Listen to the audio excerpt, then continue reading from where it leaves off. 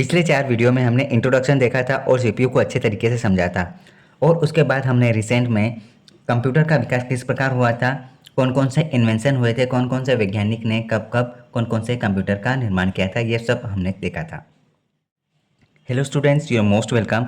आज के वीडियो में हम देखेंगे हम यहाँ पर जनरेशन के हिसाब से कब किस चीज़ का निर्माण हुआ था, कौन सी प्रोग्रामिंग लैंग्वेज, कौन सा कंप्यूटर कौन सी जनरेशन में आया था, यह हम एक टेबल के माध्यम से समझेंगे।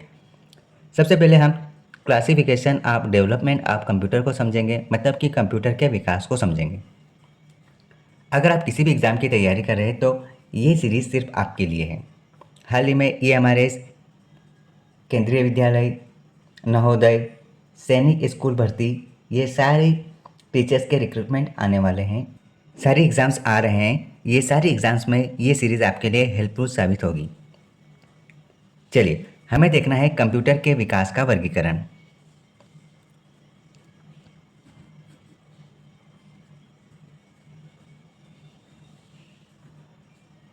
कंप्यूटर के विकास का वर्गीकरण मतलब classification of development of computer.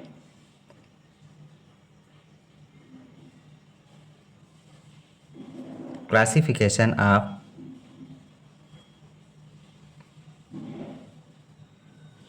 Development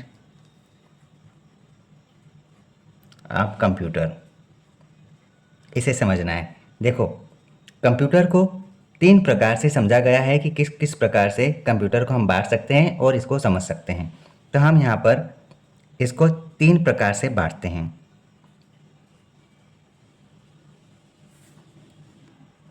1, 2, 3। पहला हम कह सकते हैं हार्डवेयर के उपयोग के आधार पर। हार्डवेयर के उपयोग के आधार पर। दूसरा, हम यहाँ पर इसके कार्य पद्धति के आधार पर बांटेंगे। कार्य पद्धति के आधार पर, कार्य पद्धति के आधार पर। और तीसरा, हम इसके आकार और काम के आधार पर बांटेंगे, साइज के आधार पर।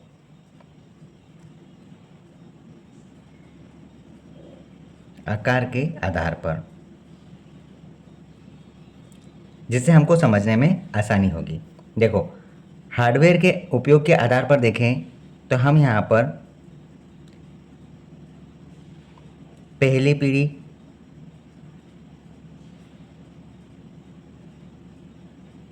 कौन कौन से हार्डवेयर का इस्तेमाल किया गया था, पहली पीढ़ी, दूसरी पीढ़ी, तीसरी पीढ़ी,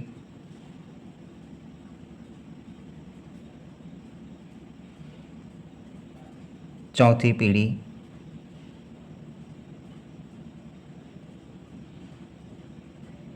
और 5वीं पीढ़ी।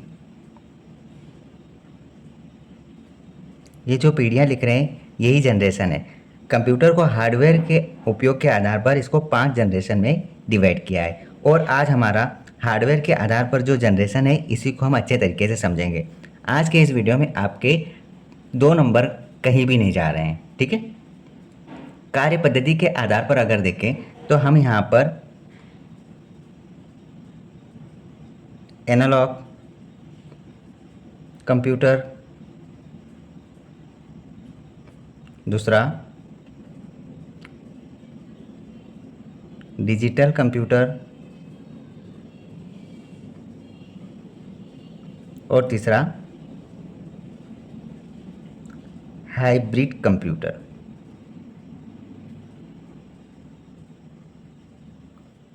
हाइब्रिड कंप्यूटर बोले तो एनालॉग और डिजिटल कंप्यूटर का मर्ज रूप है, ठीक है। तीसरा हम समझते हैं यहाँ पर आकार के आधार पर। पहला है मेनफ्रेम, मेनफ्रेम कंप्यूटर। दूसरा है मिनी कंप्यूटर। तीसरा माइक्रो कंप्यूटर और चौथा सुपर कंप्यूटर। इस आधार पर हम कंप्यूटर का वर्गीकरण करते हैं और ये हमारा classification of development of computer है। हम यहाँ पर इन तीनों को समझेंगे कि किस प्रकार से इनको बांटा है। आज की वीडियो में हम हार्डवेयर के उपयोग के आधार पर ये सारी पीढ़ियाँ देखेंगे, एक टेबल देखेंगे और इस टेबल के बाहर कोई सा भी वर्ड, कोई सा भी कीवर्ड, कोई सा भी क्वेश्चंस बाहर नहीं जाएंगे। देखिए, पहले तो हम जनरेशन को इस टेबल के फॉर्मेट में समझेंगे। इस टेबल से बाहर आपका कोई भी क्वेश्चन नहीं जाएगा। इस टेबल के क्रिएशन के बाद हम हर जनरेशन के रो को अच्छे तरीके से समझेंगे। सबसे पहले हम इस टेबल को पूरी तरह से कंप्लीट कर लेते हैं। आज तक की डेट में कंप्यूटर की जनरेशन 5 है। सबसे पहले हम यहाँ पर जनरेशन लिखते हैं। जनरेशन कितनी जनरेशन है? देखो यहाँ first generation, second, third, fourth generation और फिफ्थ जनरेशन, 5 जनरेशन है। अब आपको ये देखना है कि ये जनरेशन कब से कब चली थी। मतलब कि ये लगभग 1940 से लगभग 1950-52 तक ये जनरेशन का चलन था। उसके बाद जब यहाँ पर सेकेंड जनरेशन आया तो ये लगभग 1900, यहाँ आप 55 कर सकते हैं ना, 52-55, 1952-55 से लगभग ये 1960-62 या 64 आप कर सकते हैं। मतलब कि एक गैपिंग बता रहे हैं, एक सर्टन गैपिंग बता रहे हैं, ठीक है। अब आप यहाँ पर देखो कि यहाँ पर थर्ड जनरेशन कब से, लगभग 64-65 से स्टार्ट हुई।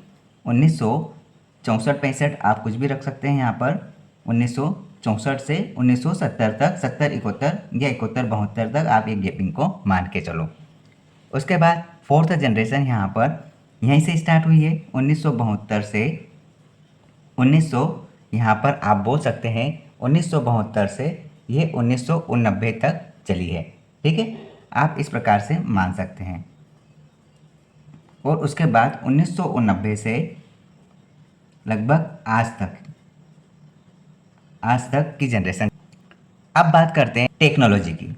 अगर हम यहाँ पर टेक्नोलॉजी की बात करें, टेक्नोलॉजी, तो हम सारी जनरेशन को एक साथ लेके चलेंगे। देखो, हम जनरेशन में टेक्नोलॉजी की बात करें तो पहली जनरेशन में वैक्यूम ट्यूब का इस्तेमाल किया जाता था। वैक्यूम ट्यूब का, CWM, वैक्यूम ट्यूब का इस्तेमाल किया जाने लगा।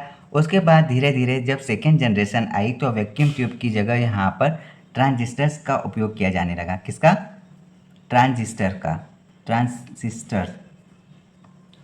का उपयोग किया जाने लगा।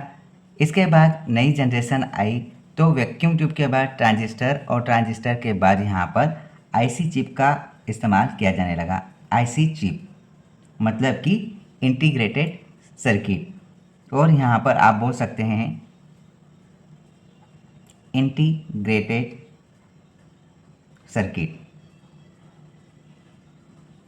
आप यहाँ पर MSI भी बोल सकते हैं, ठीक है।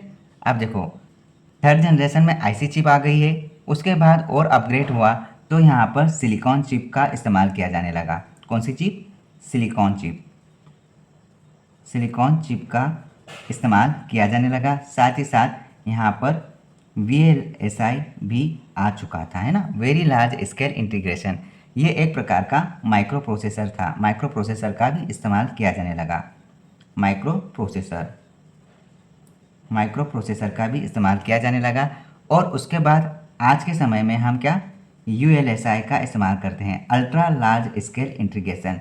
बोले तो हम यहाँ पर बायोचिप का इस्तेमाल कर रहे हैं। बायोचिप क्या होता है? बायोचिप मतलब कि आर्टिफिशियल इंटेलिजेंस का इस्तेमाल कर रहे हैं। ये हमने जनरेशन देखा। अब हम सॉफ्टवेयर की बात करते हैं कि कौन कौन सी जनरेशन में कौन कौन से सॉफ्टवेयर का वर्क किया जाने लगा, कौन कौन से सॉफ्टवेयर का यूज़ किया जाने लगा। सॉफ्टवेयर बोल सकते हैं या फिर कंप्यूटर लैंग्वेज, कुछ भी बोल सकते हैं। देखो, पहली जनरेशन में यहाँ पर वैक्यूम ट्यूब टेक्नोलॉजी का इस्तेमाल किया जाने लगा। और इस जनरेशन में कौन सा सॉफ्टवेयर इस्तेमाल हो रहा था? यहाँ पर लैंग्वेज हमारी हो रही थी मशीन लैंग्वेज। अब मशीन लैंग्वेज कैसे आती है? मशीन लैंग्वेज बोले तो बाइनरी नंबर का इस्तेमाल किया जाता था। कहाँ पर? ये जनरेशन फर्स्ट में, मतलब कि 0 और 1 का इस्तेमाल होता था पहली जनरेशन में। ठीक है, धीरे धीरे ये जनरेशन ख़त्म हुई, तो इसके ही ख़त्म होने से पहले यहाँ पर आविष्कार हो चुका था हाई लेवल लैंग्वेज का, उच्च स्तरीय भाषा का। ठीक है, यहाँ पर सेकेंड जनरेशन में उच्च स्तरीय भाषा का यूज़ करने लगे धीरे धीरे, और मशीनी लैंग्वेज को धीरे धीरे समाप्त करने लगे। तो हम यहाँ पर लिख सकते हैं high level language. High level language, high level language का इस्तेमाल किया जाने लगा। क्या कह सकते हैं? असेंबली लैंग्वेज का इस्तेमाल किया जाने लगा। ठीक है, यहाँ पर बेच ऑपरेटिंग सिस्टम का भी इस्तेमाल होने लगा। बेच ऑपरेटिंग सिस्टम का भी इस्तेमाल किया जाने लगा। आप ये दोनों पॉइंट ध्यान रखना। देखो, हर समय कुछ न कुछ इंक्रीमेंट होकर आगे आप कुछ न कुछ तो अच्छा करते ही हैं।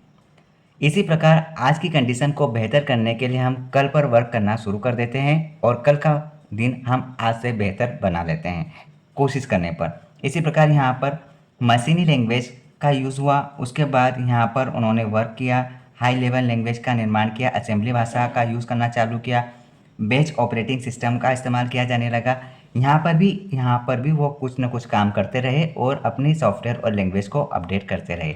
जैसे ही तीसरी जनरेशन आई, उन्होंने आईसी चिप का निर्माण किया, इंटीग्रेटेड सर्किट चिप का इस्तेमाल किया। देखो, यह एमएसआई क्या है? Medium scale integration. यहाँ पर एसएसआई का भी इस्तेमाल होता था, स्मॉल स्केल इंटीग्रेशन का इस्तेमाल होता था। ये फुल फॉर्म आप ध्यान रखना। इन्होंने यहाँ पर हाई लेवल लैंग्वेज को चेंज किया, और इन्होंने यहाँ पर और भी बढ़िया सी लैंग्वेज का इस्तेमाल करना चालू किया। मतलब कि हाई लेवल लैंग्वेज में इन्होंने यहाँ पर अपनी लैंग्वेज में अपग्रेड किया। कौन कौन सी लैंग्वेज यूज़ करते थे ये यहाँ पर फोर्ट्रॉन का इस्तेमाल करते थे, फोर्ट्रॉन। उसके बाद ये यहाँ पर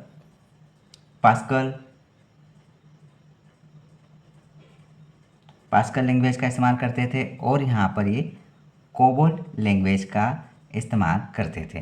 ठीक है, इन्होंने 3 जनरेशन इस प्रकार से चलाई थी, और उसके बाद 2 जनरेशन की हम बात करते हैं, जिसमें इन्होंने यहाँ पर एसक्यूएल, मतलब कि यहाँ पर नॉन प्रोसीडर लैंग्वेज का इस्तेमाल किया था। नॉन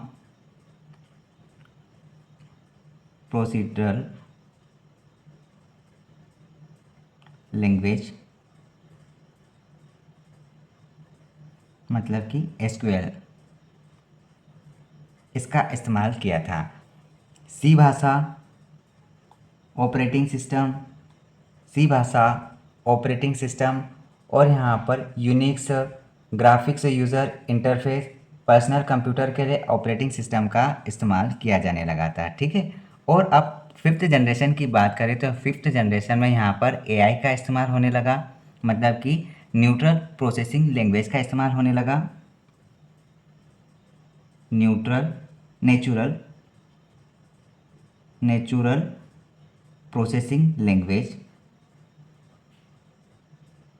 प्रोसेसिंग लैंग्वेज का इस्तेमाल किया जाने लगा। यह न्यूट्रल नहीं है, नेचुरल प्रोसेसिंग लैंग्वेज का इस्तेमाल किया जाने लगा, मतलब कि यहाँ पर एआई का इस्तेमाल होने लगा।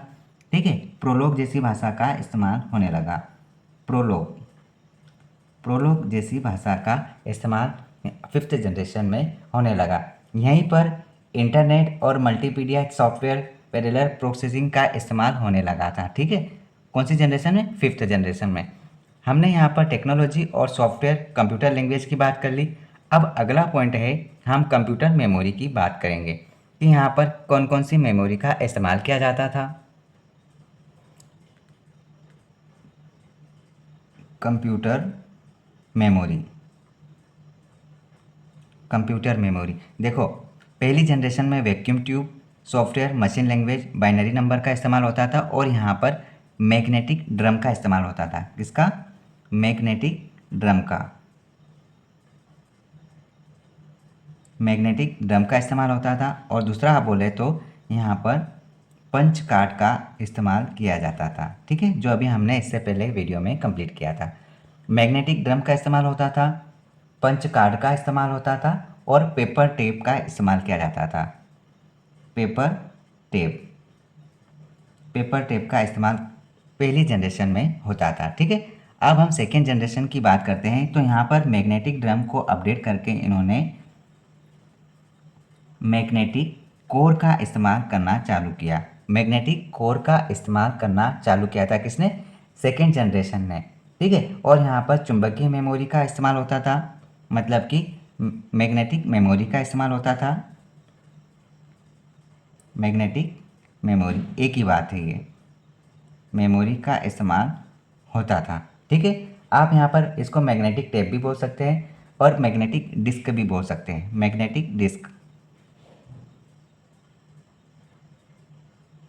मैग्नेटिक डिस्क का इस्तेमाल होता था सेकेंड जनरेशन में। सेकेंड जनरेशन में यहाँ पर टेक्नोलॉजी है transistor, high level language assembly भाषा का इस्तेमाल होता था और बेस ऑपरेटिंग सिस्टम का इस्तेमाल होता था। कंप्यूटर मेमोरी की बात करें तो मैग्नेटिक कोर मतलब मेमोरी या फिर डिस्क बोल सकते हैं, ठीक है। ये हमने सेकेंड जनरेशन की बात की। अब हम बात करते हैं थर्ड जनरेशन, जो कि 1965-64 से लगभग 71-72 तक चलता रहा। यहाँ पर हम बात करें कंप्यूटर मेमोरी की, तो ये भी मैग्नेटिक कोर का इस्तेमाल करते थे। मैग्नेटिक कोर का इस्तेमाल करते थे, ठीक है। कौन सी generation? Third generation magnetic core का इस्तेमाल करते थे। अब हम मैग्नेटिक कोर्स का तो इस्तेमाल करते थे, लेकिन यहाँ पर चुंबकीय भंडारण में वृद्धि हुई थी, मतलब कि मैग्नेटिक डिस्क जो थी, जो मेमोरी थी, उसमें इंक्रीमेंट हुआ था सेकेंड जनरेशन से, ठीक है। तो ये याद रखना, क्या लिखोगे आप यहाँ पे? चुंबकीय मेमोरी में वृद्धि,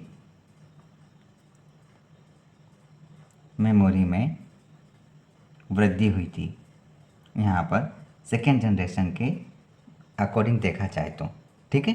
अब हम फोर्थ जनरेशन की बात करते हैं। तो फोर्थ जनरेशन में हम यहाँ मैग्नेटिक रैम का इस्तेमाल करने लगे।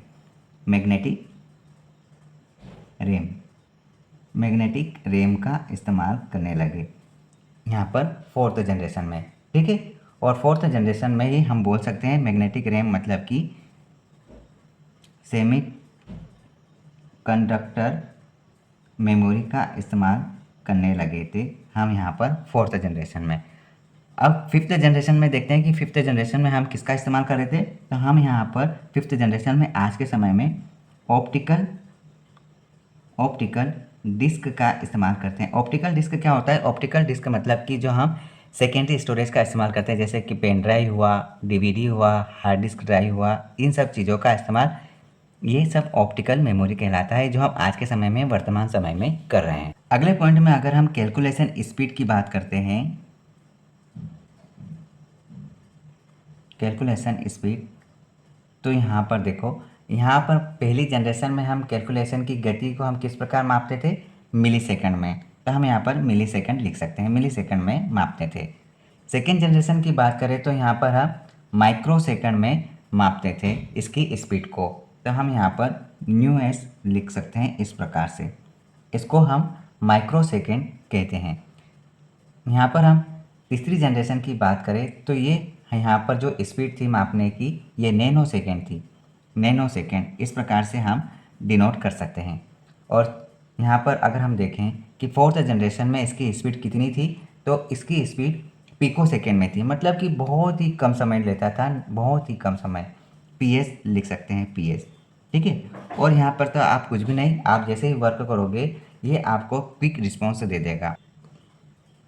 Operating system, operating system, operating system, operating system, ये ऑपरेटिंग सिस्टम लिखा है, ऑपरेटिंग सिस्टम।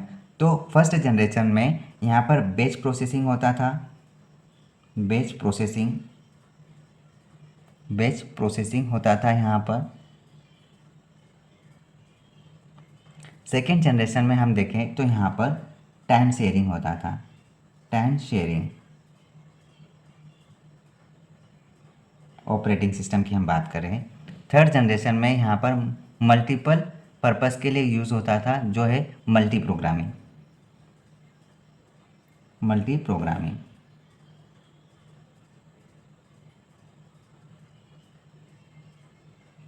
फोर्थ जनरेशन में हम अगर बात करें तो फोर्थ जनरेशन में GUI का इस्तेमाल होने लगा था ऑपरेटिंग सिस्टम के अकॉर्डिंग, मतलब कि ग्राफिकल यूज़र इंटरफेस का इस्तेमाल होने लगा था। फिर हम अगर फिफ्थ जनरेशन में बात करें ऑपरेटिंग सिस्टम की, तो यहाँ पर पैरेलल प्रोसेसिंग होने लगी थी। पैरेलल प्रोसेसिंग,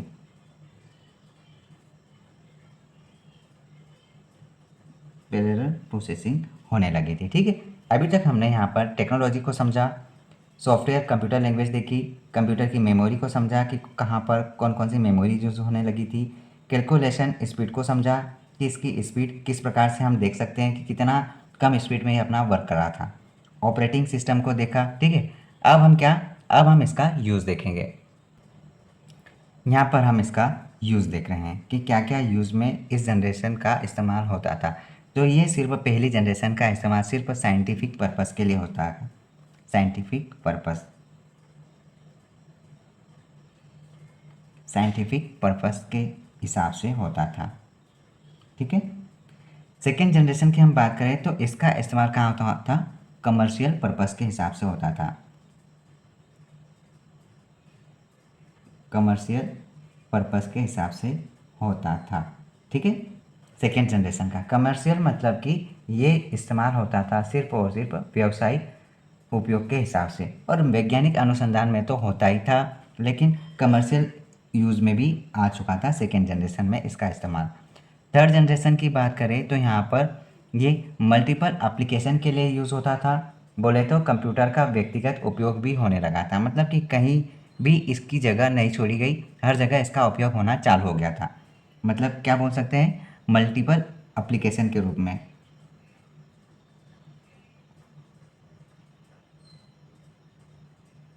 मल्टीपल एप्लीकेशन के रूप में होने लगा था। ठीक है, फिर अब हम फोर्थ जनरेशन की बात करते हैं। तो फोर्थ जनरेशन में इसका उपयोग कंप्यूटर का व्यावसायिक उत्पादन के लिए और व्यक्तिगत काम में वृद्धि के लिए उपयोग होने लगा था, मतलब कि डिस्ट्रीब्यूटेड सिस्टम होने लगा इस्तेमाल।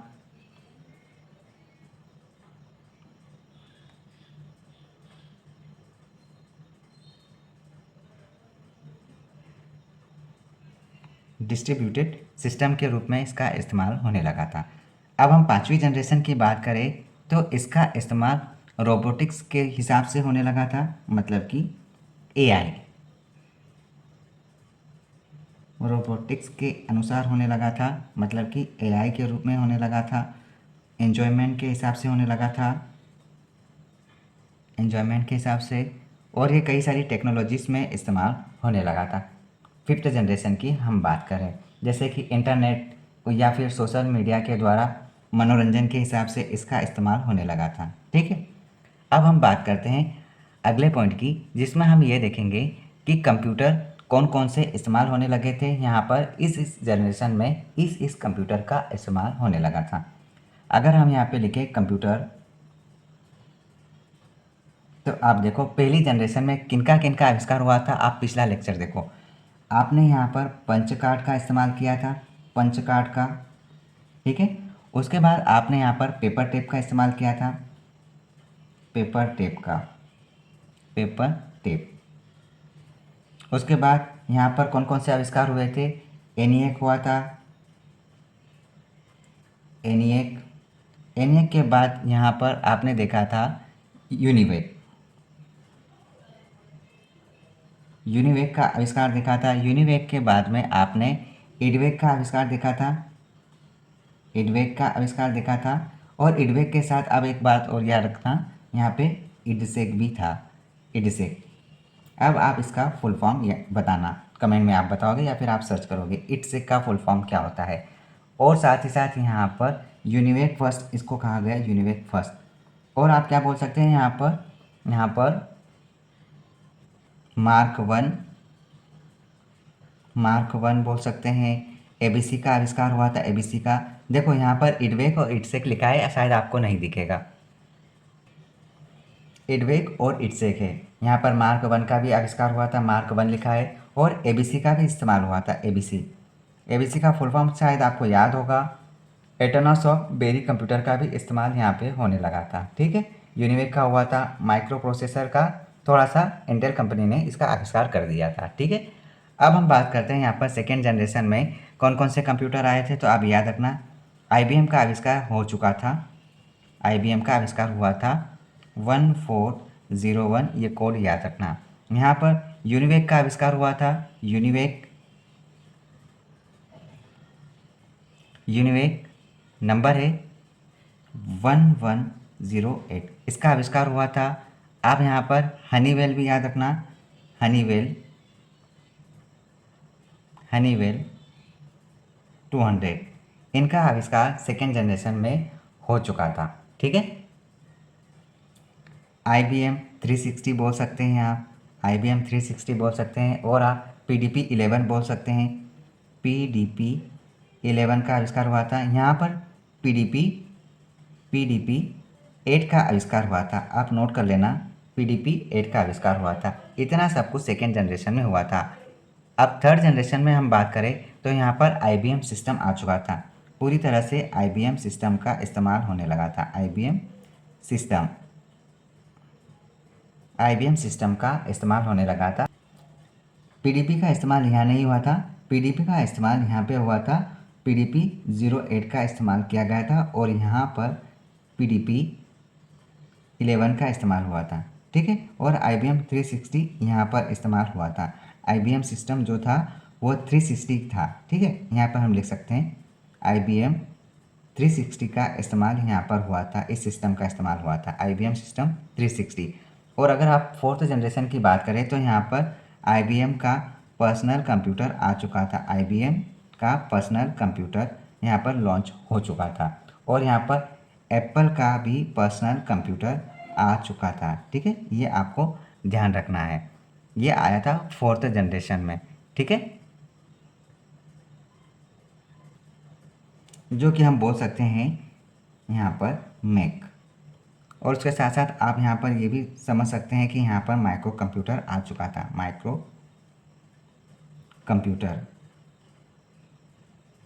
कंप्यूटर आ चुका था। ठीक है, अब हम बात करते हैं यहाँ पर फिफ्थ जनरेशन की।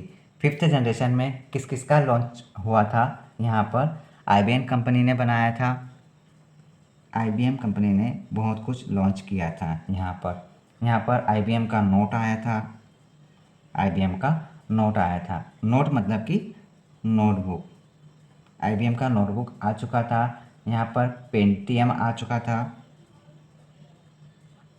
पेंटियम PC आ चुका था, और यहाँ पर सुपर कंप्यूटर भी आ चुका था, सुपर कंप्यूटर भी आ चुका था। उसके बाद अगर आप देखो तो यहाँ पर बहुत सारी चीज़ आई थी, जैसे कि वॉइस रिकॉग्निशन आ चुका था, इमेज रिकॉग्निशन आ चुका था। ठीक है, यहाँ पर IBM की नोटबुक आ चुकी थी, क्रोमबुक भी आ चुकी थी, क्रोमबुक आप लिख लो यहाँ पे,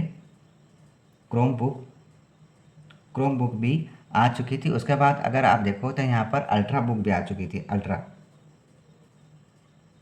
अल्ट्रा बुक भी बोल सकते हैं, अल्ट्रा बुक भी अच्छे तरीके से आ चुकी थी। अगर आपको नहीं दिख रहा है कैमरे में तो आप थोड़ा सा ध्यान रखना कि हमने यहाँ पर ये चीज़ लिखी है, अल्ट्रा बुक भी आ चुकी थी, और यहाँ पर पॉम टॉप भी आ चुका था, पॉम टॉप है ना, आप इसको थोड़ा सा ध्यान रखना। तो ये हमने जो भी चीज़ देखी है, ये हमने पूरा कंप्यूटर का जनरेशन देखा है। देखो कुल 5 जनरेशन है, 1 2 3 4 5, आंकड़े ध्यान रखना। 1940 से लगभग 52-54 तक पहली जनरेशन, फिर 52-54 से 64-65 तक, 64-65 से 72-73 तक, और 72-73 से लगभग 90-90 तक फोर्थ जनरेशन रही। उसके बाद 90 के बाद जो भी चला वो आज का समय, आज तक फिफ्थ जनरेशन चल रही है। टेक्नोलॉजी की बात करें तो सबसे पहले वैक्यूम ट्यूब आया था, फिर ट्रांजिस्टर का इस्तेमाल किया जाने लगा, फिर IC चिप का निर्माण हुआ था, जिसको भी इंटीग्रेटेड सर्किट कहा जाता है। MSI मतलब कि मीडियम स्केल इंटीग्रेशन और स्मॉल स्केल इंटीग्रेशन का इस्तेमाल थर्ड जनरेशन में हो चुका था स्टार्ट। फोर्थ जनरेशन में सिलिकॉन चिप को रिप्लेस किया था यहाँ पर IC चिप के द्वारा, यहाँ पर IC चिप को सिलिकॉन चिप के द्वारा रिप्लेस किया गया था, और VLSI का निर्माण हो चुका था, माइक्रो प्रोसेसर लॉन्च हो चुका था, और हम फिफ्थ जनरेशन में आज के समय में ULSI बायो चिप मतलब आर्टिफिशियल इंटेलिजेंस का इस्तेमाल करने लगे। सॉफ्टवेयर की बात करें तो हम यहाँ पर पहले मशीन लैंग्वेज का यूज़ करते थे, फिर सेकेंड जनरेशन में हमने असेंबली लैंग्वेज का इस्तेमाल किया, फिर हाई लेवल लैंग्वेज हमने फोर्ट्रॉन और पास्कल कोबोल जैसी लैंग्वेज का सहारा लेने लगे। फोर्थ जनरेशन में हम अपने सिलिकॉन चिप के अकॉर्डिंग हम यहाँ पर एसक्यूएल और ऑपरेटिंग सिस्टम का इस्तेमाल करने लगे थे, ठीक है। और फिफ्थ जनरेशन में हमने नेचुरल प्रोसेसिंग का इस्तेमाल करने लगे, जैसे कि आर्टिफिशियल इंटेलिजेंस और प्रोलॉग जैसी फैसिलिटी का इस्तेमाल करने लगे। लैंग्वेज की बात करें तो हमने ये देख ली। कंप्यूटर मेमोरी की बात करें तो यहाँ पर मैग्नेटिक ड्रम था, पंच कार्ड का यूज़ हो रहा था, पेपर टेप का इस्तेमाल हो रहा था। सेकेंड जनरेशन में हमने इन सबको रिप्लेस किया, यहाँ पर मैग्नेटिक कोर का इस्तेमाल हुआ, मेमोरी का इस्तेमाल होने लगा और मैग्नेटिक डिस्क का इस्तेमाल होने लगा था। इसको भी हमने रिप्लेस किया थर्ड जनरेशन में, यहाँ पर मैग्नेटिक कोर का इस्तेमाल हुआ, मतलब कि चुंबकीय मेमोरी में इंक्रीमेंट किया स्पेस के अकॉर्डिंग, साइज़ के अकॉर्डिंग, है ना। उसमें जो स्टोरेज आएगी उसकी कैपेसिटी को हमने बढ़ा दिया। इसी को हमने फोर्थ जनरेशन में अपग्रेड करके मैग्नेटिक रैम का इस्तेमाल किया, जो कि सेमीकंडक्टर एक प्रकार की मेमोरी का इस्तेमाल होने लगा था। और फिफ्थ जनरेशन में हम आज के समय में ऑप्टिकल डिस्क का इस्तेमाल कर रहे हैं।